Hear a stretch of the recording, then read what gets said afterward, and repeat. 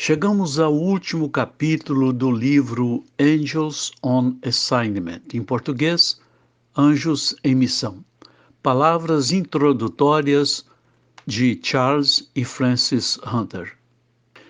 À medida em que o livro entra em sua terceira impressão, antes do final de 2 meses, nos perguntamos por que Deus deixou as 7 páginas vazias no final do livro. Agora sabemos. E agora vamos ao capítulo 16 com o título No Início. Abro aspas para as palavras de Charles e Francis Hunter. Quando escrevemos o livro Anjo, Deus nos deu força e energia sobrenaturais. Trabalhávamos de 16 a 20 horas, muitos dias, porque sentíamos a urgência de levar a mensagem ao mundo. A presença de anjos encheu nossa casa enquanto Deus continuava a derramar seu amor e força para nós. Mas pouco percebemos, mesmo naquelas horas do poder do amor de Deus, o que aconteceria quando Angels on Assignment fosse impresso. Deus disse que daria asas às mensagens e lhes daria vida aonde quer que fossem enviadas, mas nunca sonhamos com a magnitude do plano de Deus para salvar as famílias, embora nossos corações se emocionassem enquanto escrevíamos o capítulo Boas Novas para você e sua família. À medida em que o livro entra em sua terceira impressão, antes do final de 2 meses, nos perguntamos por que Deus deixou as 7 páginas vazias no final do livro. Agora sabemos. Ele queria que compartilhássemos com vocês algumas das coisas que aconteceram no início do lançamento do livro. Uma senhora de 84 anos comprou 6 exemplares de Anjos em Missão e deu um a cada um de seus filhos não salvos. Depois de lerem o livro, cada um deles individualmente aceitou Jesus como seu Salvador e Senhor. Aleluia! A filha de um pregador chamou o pastor Buck e compartilhou esta história emocionante. Ela se rebelou aos 16 anos e perambulou longe de Deus. Alguém lhe enviou uma cópia de Anjos em Missão e, enquanto ela lia, tudo o que ela podia ouvir era: Deus ama você, Deus ama você, Deus ama você. Isso realmente tocou seu coração e ela deu sua vida de volta ao Senhor e depois prontamente levou sua faxineira a Jesus. Um homem que trabalha nos Correios ligou de Spokane, em Washington. Ele viu o anúncio de página inteira do livro na contracapa de uma revista quando estava colocando a correspondência. E isso o interessou tanto que ele saiu e comprou uma cópia. Seu filho, de 12 anos, ia fazer uma cirurgia de câncer e ele leu o livro inteiro antes de ir para a cirurgia. Seu pai disse: ainda não consegui ler o livro porque ele não o larga, mas vai para a cirurgia um menino mudado.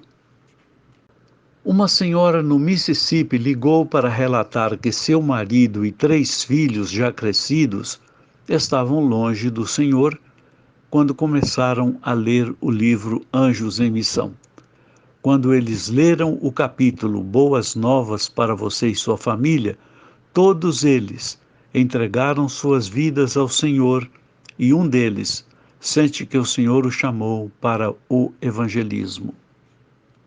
Estávamos em Lorain, Ohio, e pedimos à congregação na primeira noite que colocasse os nomes de seus entes queridos não salvos na palma da mão. Oramos e pedimos a Deus que enviasse anjos para trazê-los à pessoa que os levaria ao Senhor. Então, lhe agradecemos por alguns resultados antes mesmo de sairmos da cidade. 3 noites depois, um homem de 79 anos se aproximou e muito simplesmente disse: quero ser salvo.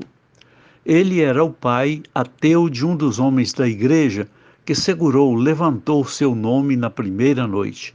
Glória! Em uma reunião da AGLOW no Texas, pedimos às jovens senhoras que tinham maridos não salvos que levantassem as mãos e colocassem os nomes de seus maridos em suas mãos. Na manhã seguinte, um marido acordou e disse: Querida, eu não sei qual é o problema comigo, mas ligue para o Clube 700 porque tenho que ser salvo agora. Ele aceitou Jesus como seu Salvador e Senhor. Ele não sabia qual era o problema, mas nós sabíamos. Anjos o cercaram a noite toda. Em uma reunião em Nova York, pedimos a todos aqueles que tinham entes queridos não salvos que os colocassem na palma de suas mãos para que Deus enviasse anjos para empurrá-los ou puxá-los ou fazer o que fosse necessário para trazê-los para quem os conduziria ao Senhor. Orei especificamente com uma mulher que disse que seu marido nunca iria a um culto na igreja. Eu a avisei para nunca subestimar o poder de Deus, e seu marido apareceu no culto noturno para sua surpresa. Ele não fez a oração do pecador, mas o Espírito Santo me disse para correr para os fundos da igreja, enquanto Charles estava orando pelos enfermos, e cheguei aos fundos da igreja ao mesmo tempo que ele. Eu disse a ele que os anjos o trouxeram e perguntei se ele não gostaria de entregar sua vida ao Senhor ali mesmo. E ele fez isso. Lágrimas escorriam por seu rosto quando a realidade do que aconteceu com ele foi o alvorecer de uma nova vida em Cristo. Em Michigan, o Espírito Santo me disse para ir aos fundos de uma igreja, o que eu fiz, mas não havia ninguém lá. Abri uma porta lateral e parado lá estava um homem que estava tão bêbado quanto qualquer um poderia estar. Eu simplesmente disse: os anjos trouxeram você aqui esta noite para ser salvo. Você gostaria de aceitar a Jesus? Os anjos fizeram seu trabalho, porque ele começou a chorar enquanto fazia a oração do pecador. Aleluia! Um jovem comprou um exemplar de Anjos em Missão certa noite e não conseguiu largar o livro até terminá-lo. No dia seguinte ele disse: sempre ouvi dizer que Deus me amava, mas pela primeira vez na vida eu sei disso dentro de mim.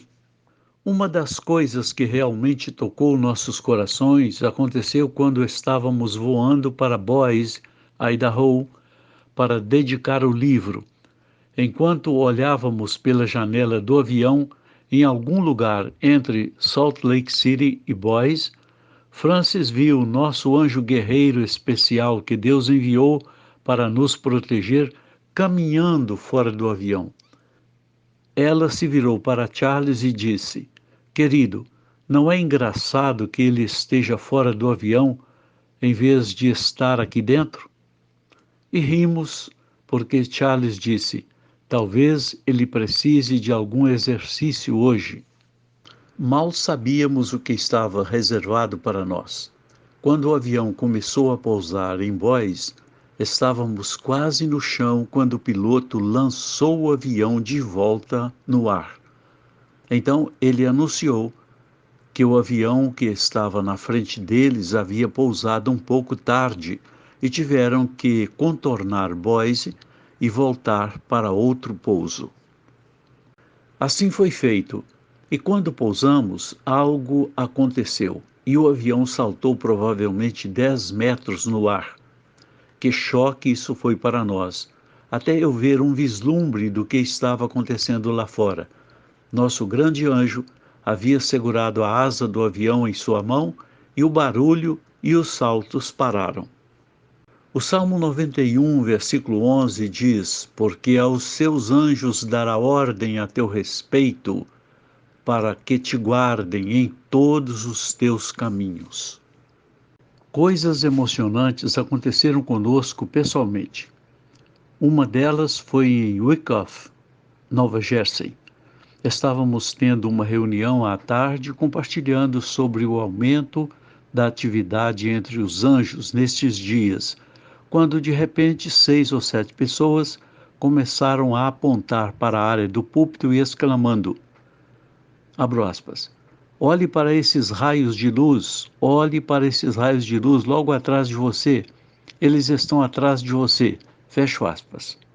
Em uma fração de segundo, havia pessoas por toda a igreja pulando e gritando, raios de luz, olhe para eles. Explicamos que muitas vezes havia tanto brilho ao redor dos anjos porque eles estavam na presença de Deus, que provavelmente era isso que eles viam, mas por algum motivo nenhum de nós olhou ao redor.